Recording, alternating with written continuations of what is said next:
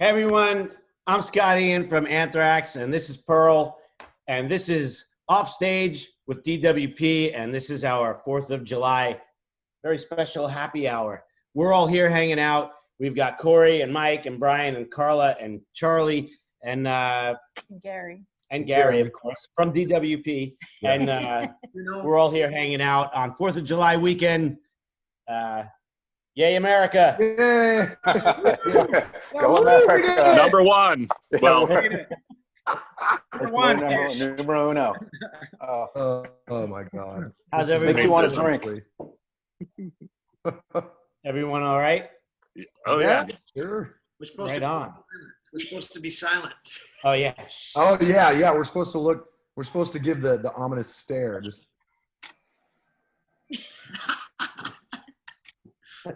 That's most Zoom meetings. Right. Like, how does this work? Hello. Yeah. It's like, is it out? Is it on now? Yeah. Am I muted? Is it on? Am I muted? Myrtle? Am I muted? Myrtle, is this working now? There you go. We've been doing these happy hours on Fridays. Brian's been on, Charlie and Carla have been on, and we actually sell the seats at the bar, and we've been donating to like LA Food Bank and to do nice. Color of Change. And so it's usually 20 people plus whatever guests are on. And most of the time it runs pretty smoothly because most of the time people are just listening to the guests or us telling stories. But it does, sometimes you got to like put the hammer down on someone that's got like kids in the background and not muted. Oh, yeah. And somehow that like the kid could be like in another room of the house on another floor, and that's louder than every other person trying to talk. I think they mic their kids. Oh, Put a lav mic on and run nuts. Go do whatever the fuck you want. Go crazy. Yeah, people have to find shit to do during the quarantine. So it sucks. Usually July 4th weekend with like, man, how many memories do each of our bands have from playing some festival in Europe on July 4th, and then us Americans get together and like, I remember this one show, it was like them Crooked Vultures and Pearl Jam, Alice in Chains, and Dave Grohl had one of his famous barbecues backstage, and it was just all the Americans got together in this one area, and just so fucking cool, man. I will never bitch. You know how we all bitch and moan when we're on the tour, like, oh, there's fucking tour bus or whatever it is, or like my window has light coming through in my hotel room. I will never bitch about anything ever again after this summer. Just terrible. How can you not bitch about I still will. Yeah.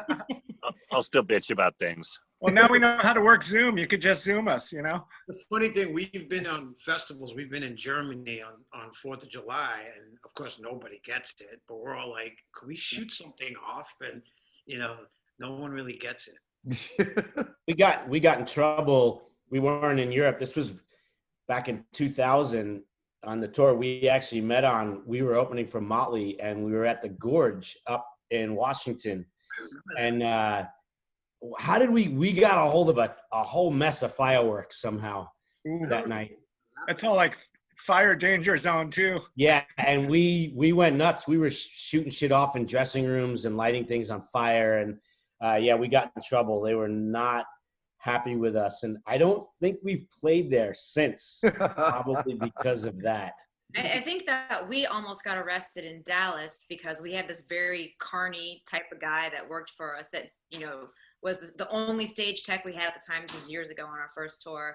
He drove the, the bus, I'll call it, and he did everything. And he bought these illegal fireworks and he started shooting them off right in front of trees with his hands. I'll never forget. I'm like, you're gonna blow your fucking hands off. But we almost got arrested because of our car. Oh, I just thought of, and that made me think of this because, of course, it's like what's the craziest firework?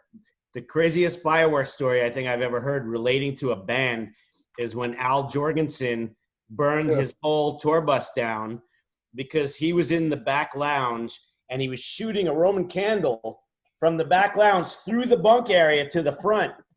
So the Roman candle, those balls of fire or whatever they are, are shooting, and they caught the curtains on fire in the bunk area. And they're still in the back lounge, like they're just wasted, obviously. And the bus is on fire. The driver, obviously, at some point realizes, because it's starting to fill with smoke, pulls over. They all run off the bus, and they watch the bus like burn to the ground. But to his defense, those curtains shouldn't have been flammable. That's a good point. Or that Valid flammable. point. So when you guys are in Europe on 4th of July weekend, are they, and you want to blow off some fireworks? Are the like Gojira type bands? Are they like fucking loudmouth Americans? No, they're like that every other day, dude. Like we're all the loudest people on the fucking tour. So it's just like, ham it up, show your passport, moon people, fuck them. America. Fucking stupid too. We got like a couple. America. Yeah. You know what I mean? Those guys have been, you know, people in Athens laugh at our little like 4th of July party in America. You know what I mean? Yeah, totally. You know, places like Rome and stuff. There's just like cool, like 1,000-year-old stuff. People are just sitting on waiting for the bus. You know what I mean? What do you mean I can't light this fucking firecracker off in the necropolis? Fuck you, dude. I think we all have a dime bag story probably, as he almost blew us up probably over the Jesus years. Christ. Oh, God. Yeah. And that was November. That had nothing to do with. He had a barbecue. I forget. It was in a hotel parking lot, and he got a new George Foreman. He was so happy about this, and it was a small little barbecue, but he had so much meat and stuff. Remember? And it was just this George Foreman, and it was great. But you know, it's just a typical dime story. He goes to Walmart and gets a George Foreman. I mean, you've seen the videos. It's, you know, it's snooze, you lose. It certainly was around those guys. I mean, you would definitely end up with a bottle rocket sticking out of your ass and them lighting it and it taking off. Yeah, I never took my eyes off those brothers, man. Oh, hell no. Yeah. No, we learned when, I mean, even before they were like big, they were doing that shit. So even like before people knew who they were, you couldn't, because they were, you know, they would drink you under the table and stay up all night, and they were doing all that stuff like in the 80s before anyone knew who Pantera was. You know, I was thinking about this the other day. Could you imagine him in 2020? Oh, God. Like, he'd be like, what the, you know, so not him. He would have had coronavirus 4 times already. No, he'd have been immune to it because of all the crown in his fucking blood. That's true. That's true. I like to toast to the brothers Yes. on this 4th of July weekend. I love those guys. Cheers.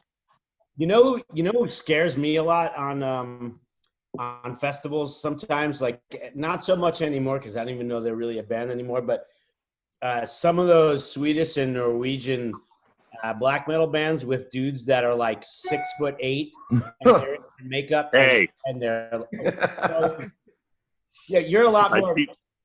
My people. You're a lot calmer than those dudes. Like I'm specifically talking about when we met that guy. I don't know how to pronounce his name. Abath. A bath, yeah. Yeah. I remember the first time we met that guy, and I mean, he was like, because he's a giant and he's got the corpse paint on, and he was super, super wasted, and he was constantly wanting to pick me up over his head. Because I want to do that too. I'm just not strong. I don't have the upper strength. I'm a hobbit next to that dude. I'm a hobbit anyway, but yeah, he kept trying to pick me up, and I'm just like, this is fucking. I got to get away. And seemingly everywhere I went backstage, that guy would come around the corner. Hey, little man! And he would try to hit me. It's like, ah. I remember calling my mom from like Hellfest one year, you know, how was the show tonight? Oh, it was a great day. And then like you meet these people, and I'm telling, these words actually came out of my house. I called my mom and told her how prostitute disfigurement are great guys, you know. She's like, oh, I'm glad you're making friends out there, you know. I'm like, oh yeah, prostitute disfigurement guys were they're just so nice, Mom. You would have loved them, you know. Ridiculous.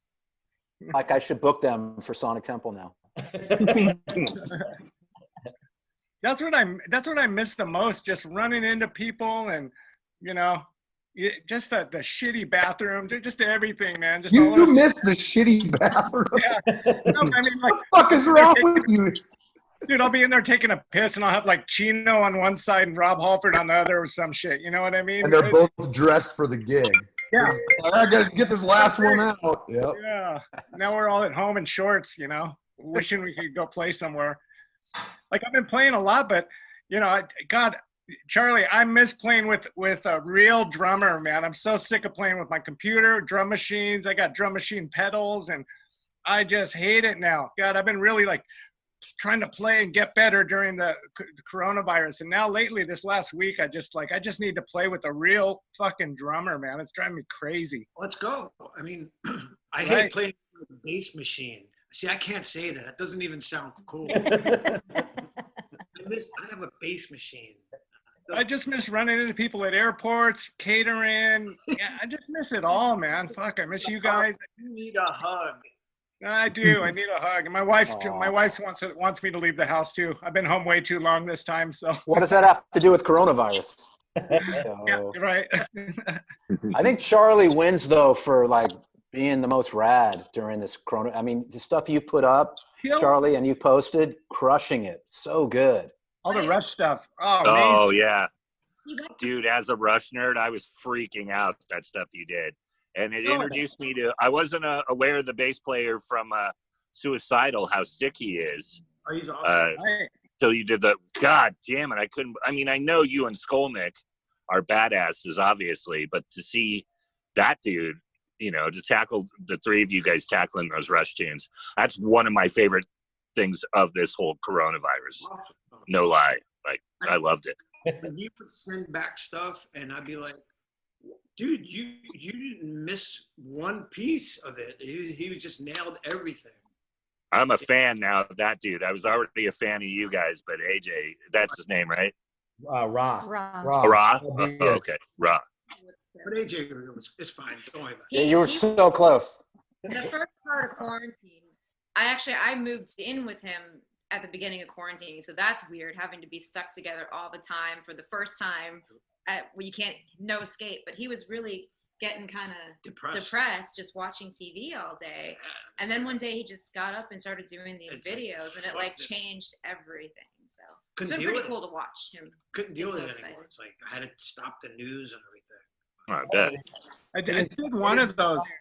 Now everybody's calling me to do them, but I did one. Phil Demmel and Dave McClain called me up, and he said, "Will you do a Bad Reputation by Thin Lizzy with Lizzie Hale and Richie Faulkner from Priest?"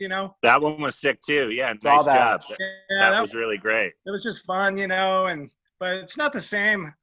God, that's the whole thing about jamming. You're in a room with your guys, and you're just. It's like shoulder to shoulder, and you're fucking doing it. I miss it.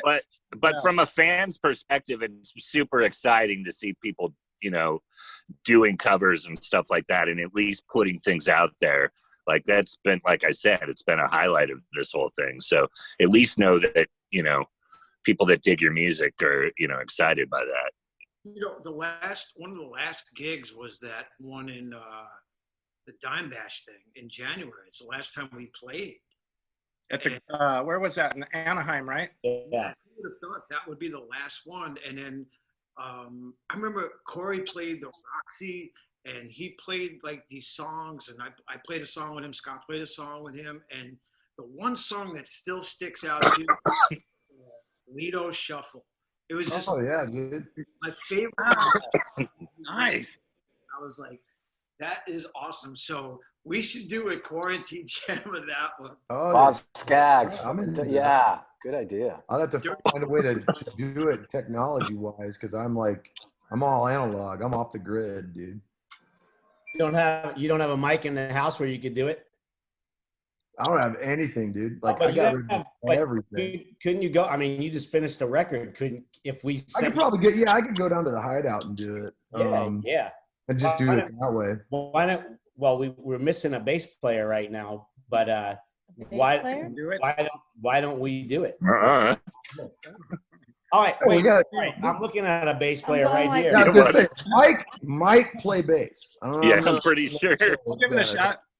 No, I think I Trying said to get better that for 30 because years. he was saying like, yeah, I did the one, but so I think I was already like, well, Mike doesn't want to do it. No, we're family though. I'll do it with you guys in a second. We'll get Yeah, Mike, man, we can totally do that. Mike a dirty bathroom. He can record in there, and he's fine. Yeah. Yeah, Uh, let's I mean, do it. don't you guys miss it? I love I that miss it. song. God, I miss everything about it. Being on the bus and just, it's just so great, man. I just miss our lives. I never Hey. seen anything shut down. I thought nothing could shut it down this fast. No. It was just like overnight, boom, March 11th or whatever it was. We were just done. Everybody. Yeah, it was I got exactly $20 that we start bitching about it 3 days into it, though. Oh, you can't. Well, I'm already thinking about it because just the idea of now, it was already bad enough being on a bus, like where one guy gets a cold and then you're Yeah, the bus ick, dude, is the like worst. that one guy gets the sniffles and then and then you're wiping shit down with Lysol, all the door Right. handles, and so now it's just gonna be like double down on that. Everybody's gonna have the mask. Just I haven't seen a can of Lysol in like 4 months, man. I don't even know where to buy this shit anymore. So were you the one, Scott, that told what the White House to maybe try some Lysol? Was that you who kind of threw that in there? Is that me? Yeah. No, I don't. I have way more expressive things to say to them than get them. Yo, I just realized, and I don't know what year it was, but Anthrax, Slipknot, Alice in Chains, Butcher Babies, and Brian in the Comedy Tent in Columbus, Ohio. Was all, yeah, that was. Oh shit! Yeah, you guys have. That's only together like before. 5 years ago, right? 14 or 15. That outdoor 15. stadium there, what is it, Rock on the Range or something? it's Rock on called? the Range. It's Yeah, what Sonic. Sonic Temple is. Yeah, Yeah. Yes. yeah, that And, was sick. That was a you great guys, Slipknot you guys show, have all by the played. way. Whether, yeah, I mean, you guys have played Louder Than Life. Everybody's played Aftershock, and you guys are such family to us. Yeah, I didn't even realize that. That's a cool. We that's were all crazy. there. That's Froze on crazy. Yeah, I remember that night. Everybody just went Cindy Brady on me right there. Uh, Dude, I miss all the Ozfest, Hellfest, all the fest. The Fest. I like them all, man. You know what I don't miss is the congratulatory hoodie that nobody wears that you end up giving to somebody. I always get the one that's like a triple XL. Like, Right. You never get your size. And I'm like, I don't have a friend this big. What the hell am I going to do? There's a blanket with a fucking hood on it. Brian will take it. That's Brian true. will take it. All right. I have a stack of fucking hoodies for you, man. Hey, since this isn't going to air till July 4th weekend, so hopefully this will be done by then. But just going back to the collaborations where we've been doing covers. Yeah. So we did a couple of these SOD ones, me, Charlie, and Danny Lilker, where we were just doing our instrumentals. And then we had Mike Patton sing the one with us. We did Speak Spanish or Die, but we've got another one. So Lee Ving from Fear. Shut the fuck up. Really? He DMs me on Instagram, which was like, no way. I was like, Lee Ving DM me. Like, he's like, and he wrote, he's like, hey, Scott, it's Lee here. So I've seen these videos you guys have done with SOD, and boy, I would sure like to like do something with you guys. I was freaked. So I sent it to Charlie. I sent it to Danny. I was like, holy fuck. Because, I mean, we used to cover I Love Living in the City. Yeah, man. We would play that song. So that was on live at Budokan that you guys. Yeah. So I Love wrote that. it back immediately. So anyway, long story short, we're doing I Don't Care About You with Lee Ving singing. Nice. That's Oh, dope. sick. Is he not one of the nicest dudes on the planet? I got to hang out with him for about 3 days when I was doing the Sound City stuff. And dude, he was the sweetest dude. He was telling us stories of running the door at these jazz clubs in New York, like back in like the 60s and 70s. And I was just like, just listening like a dick. He was so Just such a sweetheart, and still to this day shreds it, dude. Super cool. I would love to hear the stories that he would tell about Belushi. Right. Yeah, no kidding. Because it was Belushi that got them on SNL. That's right. That's right. Yeah. The story is I could send everyone the link after because he's from Philly originally, and like Philadelphia Magazine did a piece on him back maybe not long after the Sound City stuff, and so they talk about the whole Belushi thing, and Belushi used his clout obviously to get Fear on, but Belushi was already off the show. This was in '81. And Lorne Michaels wasn't even producing at that point. It was Dick Ebersol. Dick Ebersol, yeah. He was the head of NBC Sports. Yeah. He was producing the show. So Belushi him and Lee had become friends, and Belushi's like, I'm going to get you guys on. So he pitched it to Dick Ebersol. Holy crap. Alien. They're shooting a Fast and Furious behind me. Vin Diesel lives up the street, and he's got his Dodge going up and down. Is he practicing his Groot voice? What the hell was that? It was people racing each other. I'm in my backyard. Oh shit. But rich kids drive their really expensive cars like assholes right behind me. Yeah, because they all know it's impressive. Damn, Brian lives near Vin Diesel. He's a comedian. You guys are on the wrong side of this. Scott, can I get you my front yard, Scott? What? Scott, remember when Vinny was at my house? Yes. And was talking about other people that live in the valley. He looked at because Dio was there, and Dio lived around the corner from where I live. Wendy still does, but and Steve Vai lives near me, and Grohl lives near me, and but Vinny was like, "Hey, Ronnie, doesn't Rudy Sarzo live around here?" And then Ronnie just kind of goes, "Yeah, I think he does." And my head almost fucking exploded. I was like, that is the coolest fucking thing. Just to have that exchange. And then to know that Rudy Sarzo might live near me. Oh, Rudy's the best. He's such a nice dude, you know? He's the best. He's the best. Super the coolest. He's always trying to save dogs and stuff, you know? I love it. Yeah, he's a good dude. When was that? What? When was Vinny there? Like what Vinny year? That was Golden Gods, the first or second Golden Gods. It was Vinny and Ronnie. We were at your house. Yeah, we shot a piece. We shot a video piece with me, Scott, and Vinny and Ronnie. I'll tell you. And they were all hilarious. I think me and Cantrell gave Ronnie his award that night.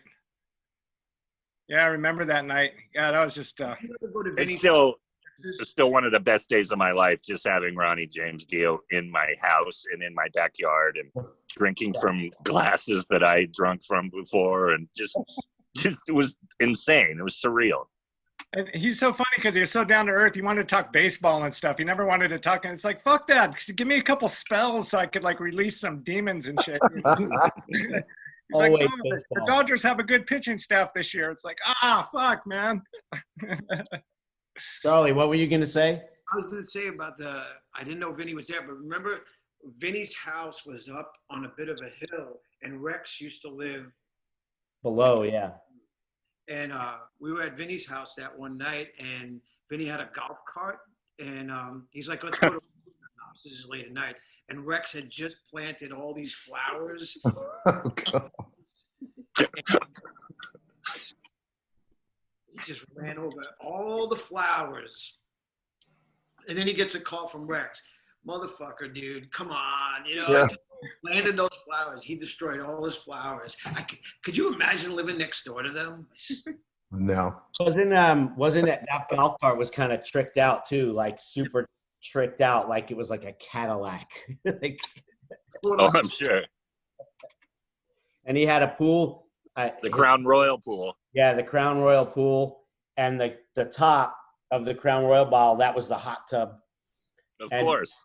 And painted on and you know, it was the whole bottle, like the bottom of the pool, and it said the official drink of Vinnie Paul. Isn't that was the pool where the Stanley Cup got dented, wasn't it? Like They had the Stanley Cup over at his house. I was like, what the fuck were you thinking? I think that cost those guys like 40 grand or something to fix it. That was a bag, man. It's amazing.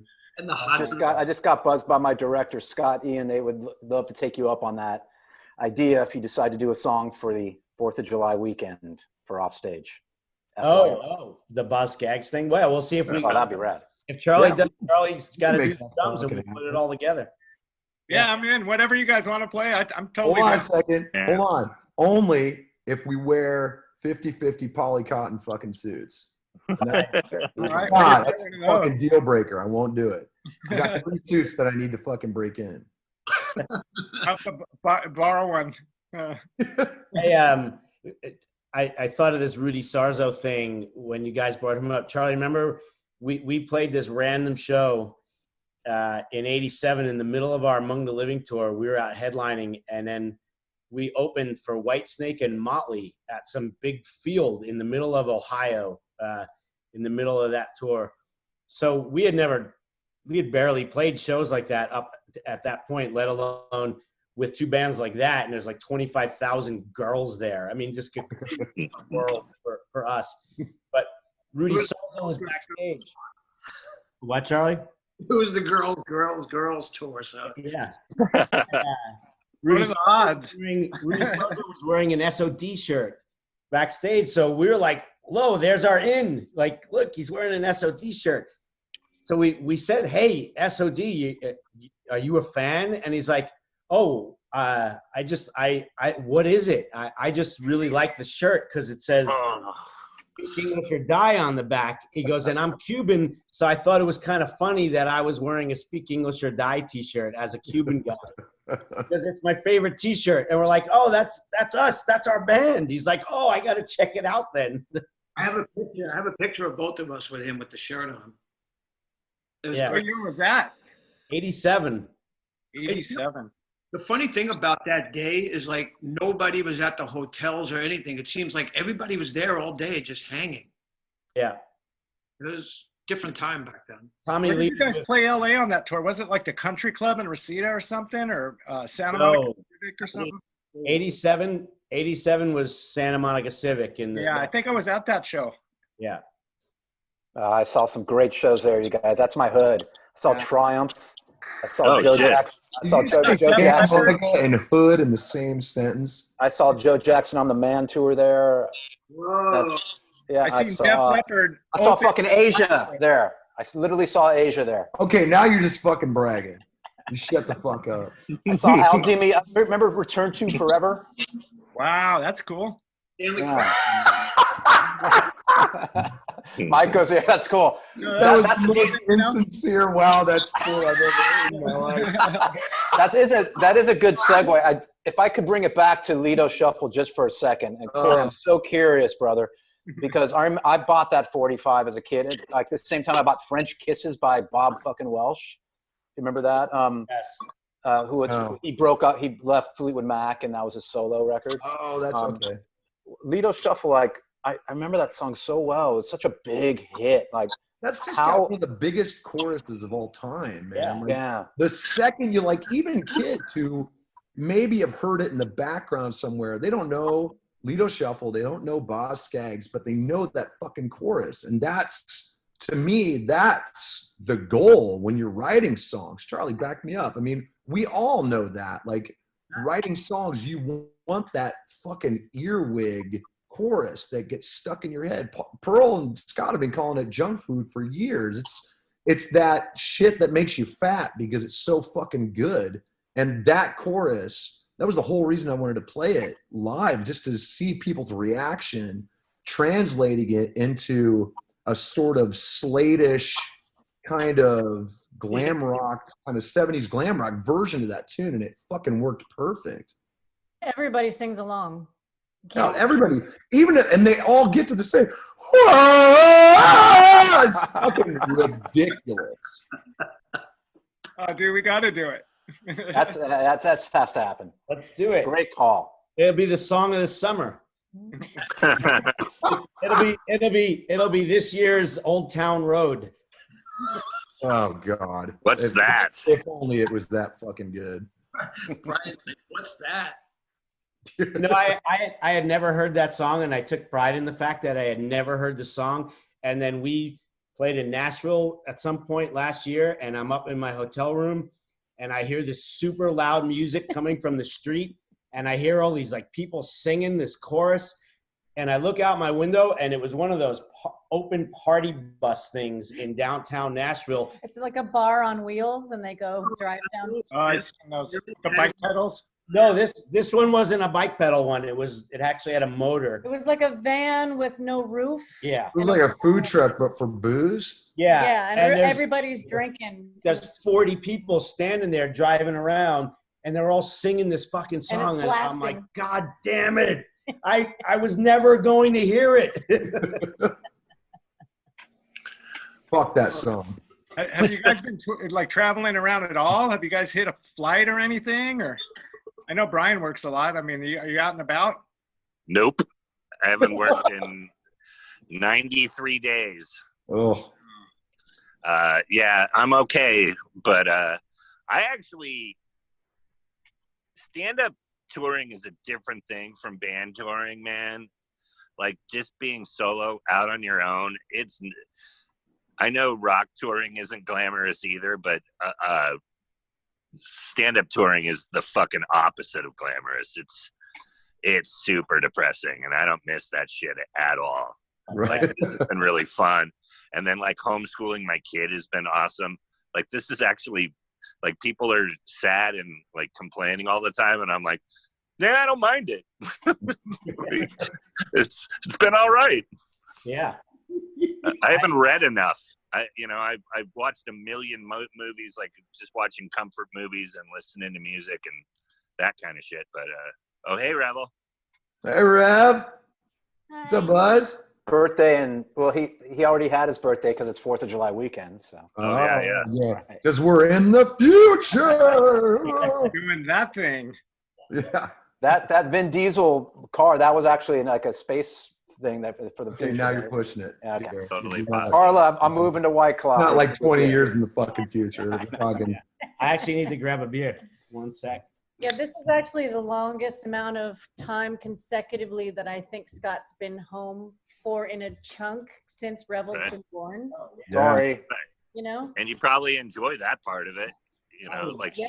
sure you miss touring, but No, you brought up homeschooling, dude. I mean, we were doing that here actually with the 5-year-old. It was like every Tuesday and Thursday there would be a Zoom meeting with her class, and then all through the week you would sit down and we'd read.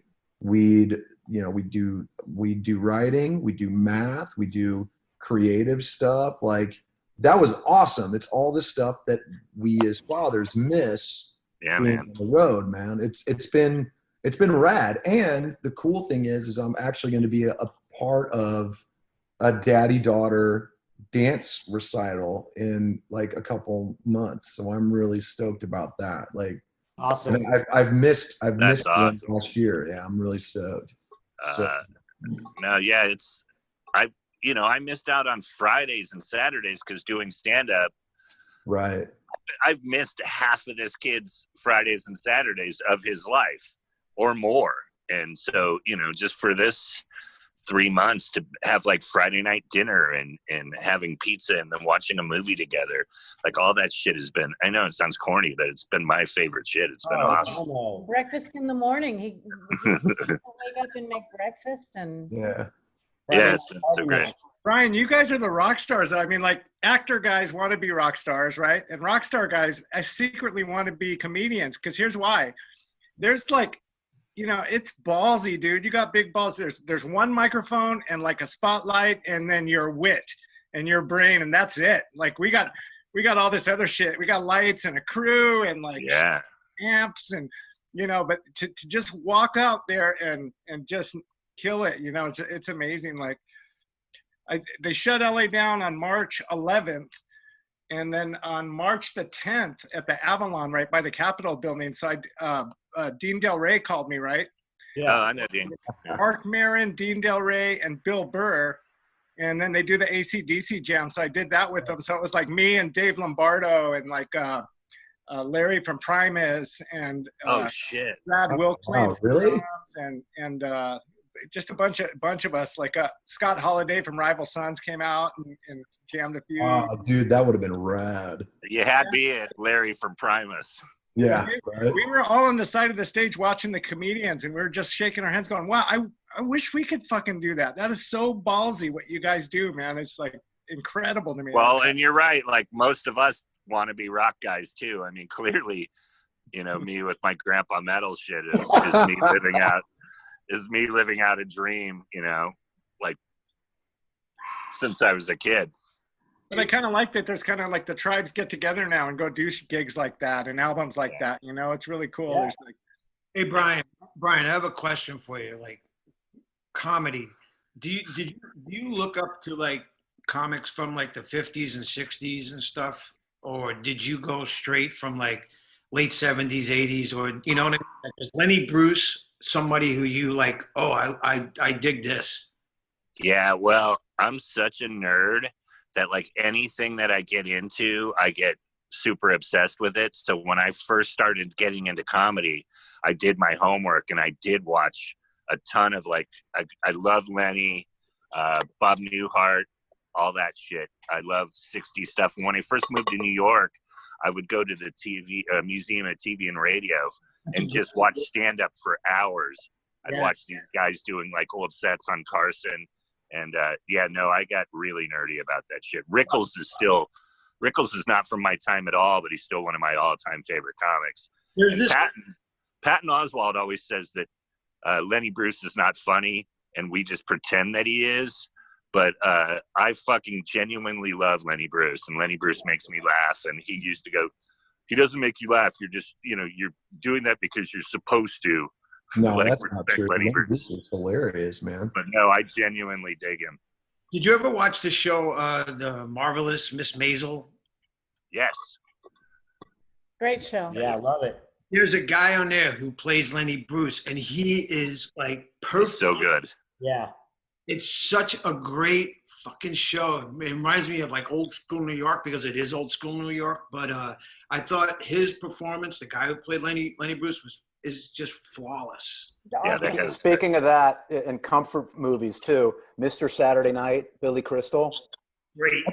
That's a great movie, man. Great fucking movie. And and that is all about that New York humor and the Catskills and there. Yeah, Mike, I agree with you about comedians. It's like one of the last bastions of punk rock.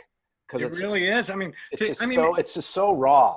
But you see a guy like, say, I'll pick a name out of a hat, like Richard Lewis, still out there fucking working, he's still doing the Curb Your Enthusiasm and, just like the older 70s kind of comics and, it's just so great. I grew up, they have that thing going around on the internet, because we're all bored, put your 10 most influential records, right? So I just put 10 comedy records up, I grew up with Steve Martin and just like that was such a formative time for me when comedy started really selling some units. It's just so great to see that stuff. Yeah, you mentioned earlier if Dimebag was here in 2020, I always think about, God damn it, I wish George Carlin was here. Yeah. Or Bill Hicks. Carlin would have a field day on what's happening. Oh yeah, Bill Hicks would be ready motherfuckers right now. But you think about those, you said the top 10 comedy albums. I mean, I would probably put Big Bamboo, Class Clown, Comedy Isn't Pretty. Well, I mean, even the stuff that Carlin was putting out in the 90s, dude. Pryor, all the Pryor stuff. I mean, he won a Grammy in every decade. I think he was the only comedian to do that. And it was because everything that he did, like Jammin' in New York is still to this day probably one of the best comedy specials. Like I memorized all of his HBO specials. Like I know them all by heart. And the stuff that he was saying now would still reverberate, or the stuff he was saying then would still reverberate now. Huge. Yep. Now comedians are scared to fucking say a lot of shit. I like Bill Burr because he's pretty fucking ballsy guy from Boston. He'll call it out. Dude, he's brutal. It's so. It's hard to. It's hard to. Culture is like you gotta. I hate people that have to put a muzzle on their fucking mouth, especially if you're a comedian, you know? It's like, I want to hear the shit, you know, make me laugh and say some substantive stuff, you know? Can't do that. I have to tell you, last year, guys, we had Andrew Dice Clay headline the comedy tent in Columbus, but we wanted to put him on right before Disturbed. It was like 40,000 people. Disturbed was headlining Saturday night. Everybody was about it. Me and Wimmer like cleared the stage.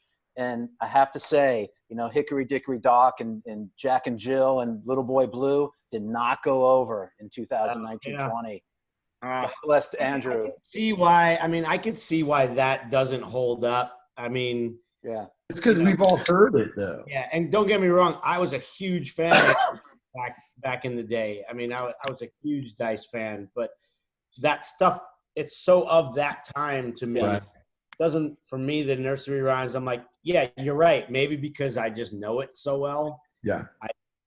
What was a call and response moment that he was trying to do? Yeah. Just there was a little Me Too action going there, and yeah. But funny enough, I've been delving into past comedy stuff too, and I watched the Dice Man from like 90, 91. Half the audience were ladies, just eating it up. Just a different era, you know. Totally different era. I mean, everyone was different. We held ourselves different. We let things go. You go to a bar, you get slapped on the ass, and it was different. We giggled. Everything is so different. Not saying that's good or bad, or not trying to get into what's right and what's wrong, but it's just different. Like, I feel like, you know, like I was a huge fan growing up in the Midwest of LA in the 80s, and that's where I wanted to be. And I wanted to be a part of that dirty rock and roll scene. And it's just, everything is so different now. PC.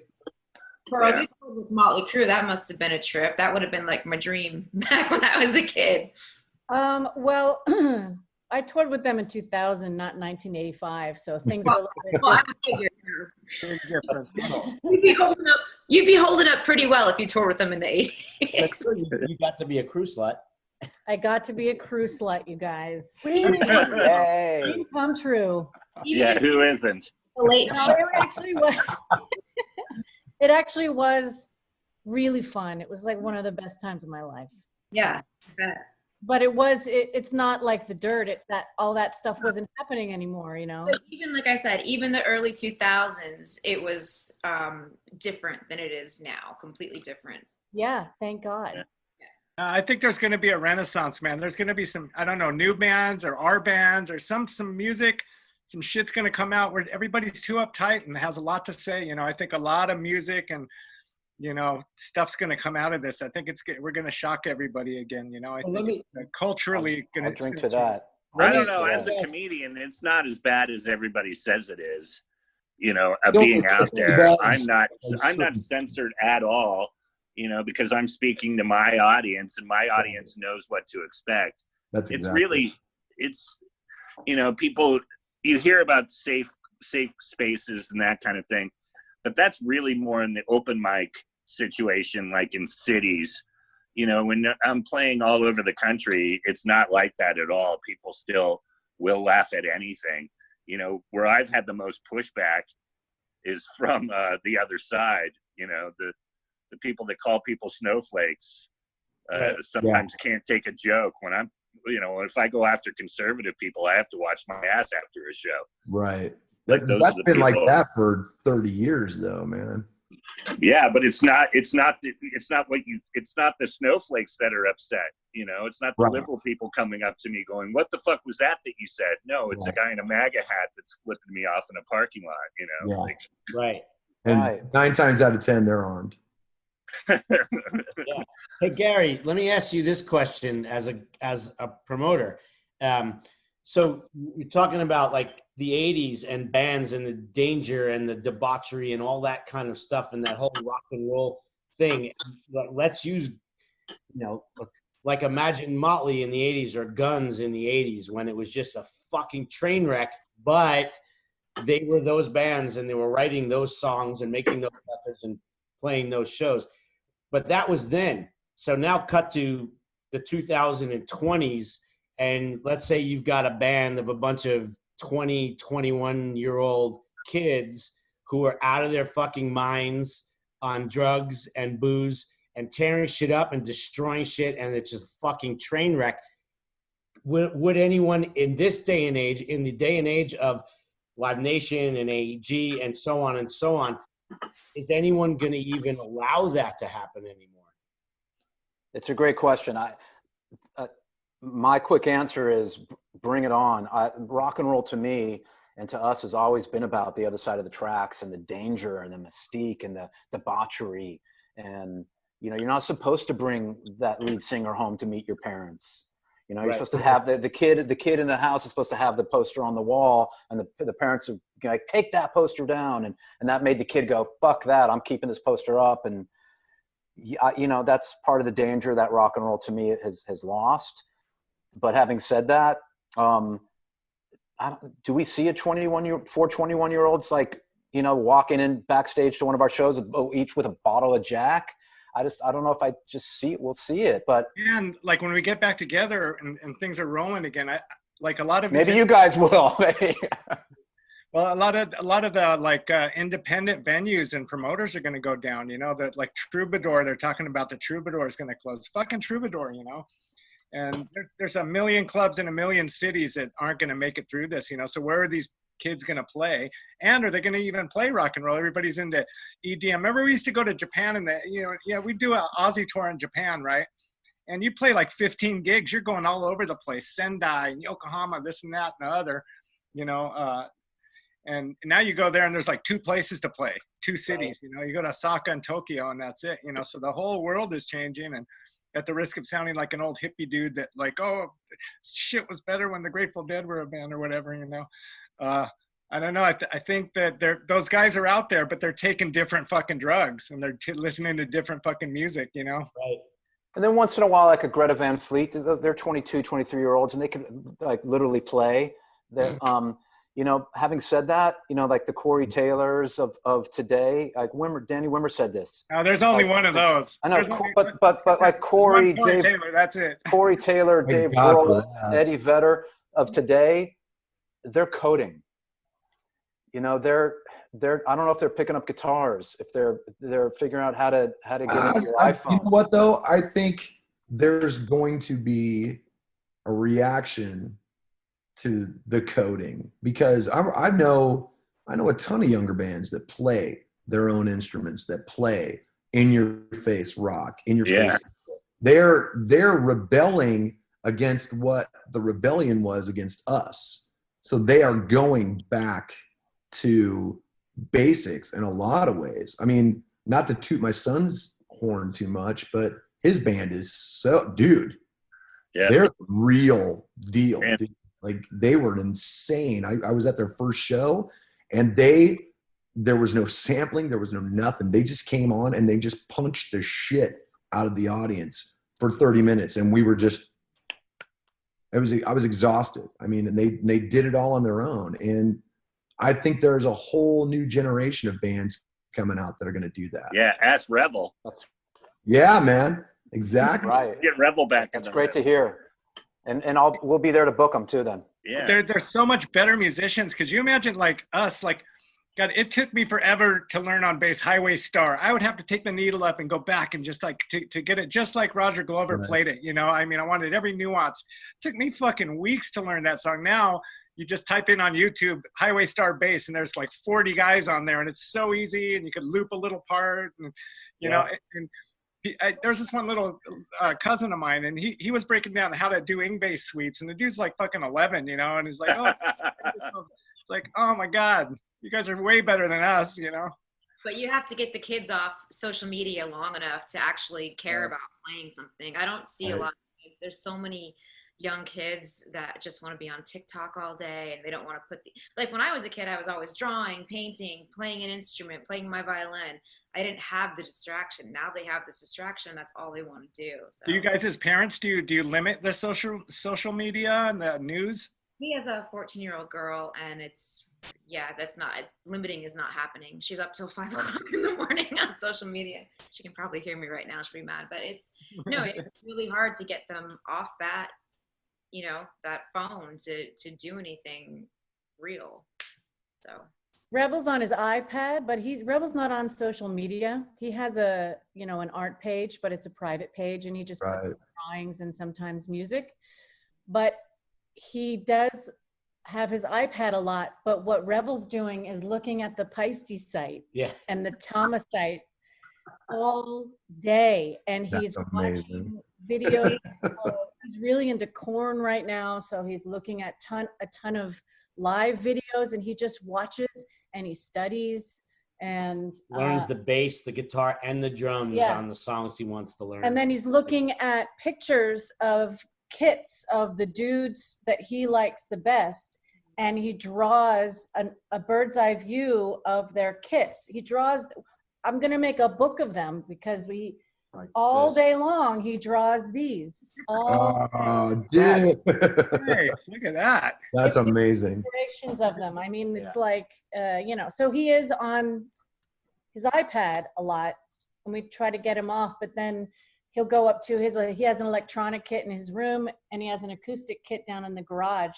So when he's on his electronic kit upstairs, he's like programming sounds and making playlists to play along with, and he's always got his iPad with him, but he's not on TikTok or Good. social media stuff like that. Has he done Ray's kit in Korn or like Danny Carey from Tool? I mean, those are like monster kits. I don't think you have enough paper. You need bigger paper for Danny Carey's kid, dude. Right. He's drawn Ray's. Parking garage. Yeah. He and, likes Ray and yeah. David Silveria. Is that? Yeah, lately, and but at the same time, he also loves like Brad Wilkes' kit, He loves Right. Brad which Wilkes, yeah. is tiny. So it just depends on Yeah. And, functionality. and Johnny Tempesta told him to get this Buddy Rich book that has exercises in it and stuff. So he's been studying out of Rudiments. this book. Oh, like traditional, like holding like that. Yeah, Paradiddles. he's playing not traditional grip, but he's been learning all the rudiments like from Oh, okay, there you go. to build up speed and stamina. Yeah, Nice. this morning over cereal, he was watching an old live clip of Buddy Rich. you gotta get the bus tapes for him. Yeah, Yeah. that's the first thing I said. To this day, Buddy Rich is still light Oh, years. amazing. Sick. He's My- ridiculous. My kid just looks at porn all the time. Sweet. He's one of us. He's 11. I'm kidding.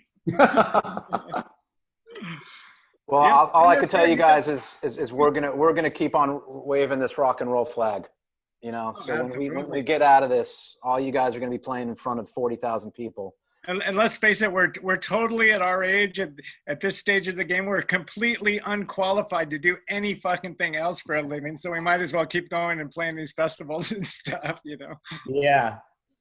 Well, Scott, I know we're Maybe reaching the making end coffee of somewhere or we're something, reaching the end of our DW offstage with DWP happy hour on 4th of July. You guys, thanks so much for joining. If there's, I would love to get each one of you to, like, if you want to say anything to your fans or to the people watching out there, get a last chance, little. This is for July 4th, right? This is gonna. Yes. I mean, it is July 4th, and those beaches will be open. What are we doing on July 4th? What are we gonna do tonight? We're gonna keep drinking White Claws till we puke. We're gonna Or keep puking until you drink White Claws. Yes. barbecue. Just to be honest, I'm not like a huge White Claw fan. I just been drinking too much wine during quarantine, so I had to switch Right. up to a nice low calorie beverage. It's my new favorite. My wife would definitely appreciate that. I just hope everybody stays safe, man. This COVID thing is no joke. I knew a guy named Hal Wilner. He was a Saturday Night Live guy, the music producer he was there for like 45 years. He was a buddy of mine, and I talked to him the week before, and he seemed pretty good. He's, I got this thing. I hope it's not that. And then like it was on a Monday night. The next Monday night, he was in the hospital, no visitors, and he died by Tuesday morning. So I mean, yeah, this thing is Sorry. it's a real thing. Yeah, man, it's so random how severe it is with certain people. And then you have people who are asymptomatic walking around and never even get a symptom. It's crazy, man. Yeah. I hope everyone just stays safe and has a good time responsibly. And remember, it's not just about you. It's about other people. Right. It's about everyone else too. That's the thing that I find so hard to, well, maybe I shouldn't find it so hard to understand, but people seem to forget that immediately. It's like so important to run out and be able to go do something. And then meanwhile, you're putting so many other people at risk by, you know, in so many ways. It makes me insane. And also just, you know, hold on to that dream of live music happening again, because it's going to happen. And when it happens, every single band around the entire world is going to blow the roof off of every single venue. It's going to be amazing. And so it's just fun it's a nice thing to hold on to and look forward to when it happens. Not if, when. I think when. It might not be for a while, but it will happen, I think. I feel like shows are going to be, I mean, think about it. In the history of North America, let's say, I mean, even in World War II, big bands were traveling and touring around the country. So really, this has never happened in modern history where literally the music stopped. Live music went away like this. So I feel like when we do come back and start playing shows, everywhere is going to be like playing South America. Yeah, Well, it's like the Roaring '20s. After the last pandemic, the Roaring '20s happened. You know. Right. I'll buy that. Back to early plagues and the Yeah, Renaissance. but let's not forget what happened after the 20s. Yeah. Okay. We already. Yeah, now. Way to go, Corey. Way to go. I'm sorry. What the fuck, man? By the way, Corey has the coolest name thing on his Zoom ever. Corey CM. Taylor. Yeah. It's my nickname. Ben. I had to change it from my daughter's name because that was for her school shit. So people were probably staring at it. It's like, who the fuck's Ryan Taylor? That's his real name. We Oh my found God. Well, God, I hope we get to do this around the dinner tables or something when this is all over, man. This Right.